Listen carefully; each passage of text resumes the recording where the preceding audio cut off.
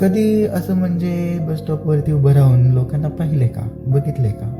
म्हणजे काही लोक खूप घाईत असतात, काहींच्या चेहऱ्यावरती टेन्शन असतं, काही फक्त शांत उभे असतात. जणू काही त्यांना माहीत असते की बस येणारच आहे. मला बस स्टॉप बघितला की एक लाईफ आठवते.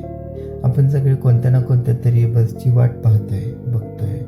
कधी जॉबची, कधी कोणाच्या रिप्लायची, कधी सक्सेसची, कधी एखाद्या माणसाची. आणि गंमत काय माहिती आहे, बस उशिरा आली की आपण अस्वस्थ होतो, पण ती येणार नाही असं कधी क्वचितच होतं. थोडा उशीर येते पण बस मात्र नक्की येतेच. मी एकदा एक माणूस पाहिला होता, बस लेट होती, सगळे चिडचिड करत होते, तो मात्र शांत उभा होता.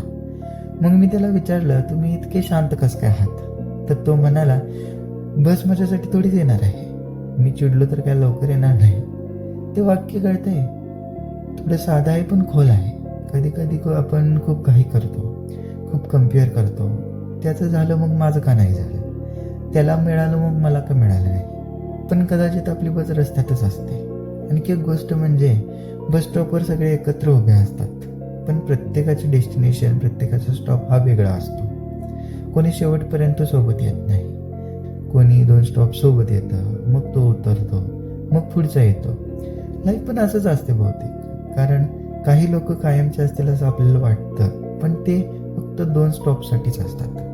आणि ते ठीक आहे, खरंच ठीक आहे. कधी कधी बस भरलेली असते, आपल्याला जागा मिळत नाही, मग आपण पुढच्या बसची वाट बघतो.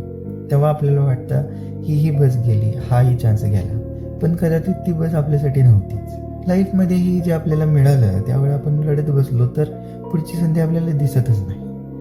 मला असं वाटतं लाईफ म्हणजे एक बस स्टॉप सारखेच आहे. आपल्याला थांबणं शिकवते, ऑब्झर्वेशन करणं शिकवते, सोडून देणं शिकवते. आणि सगळ्यात महत्त्वाचं, घाई केली म्हणून बस लवकर येत नाही. कधी कधी शांत उभा राहणं ही प्रोग्रेस असते.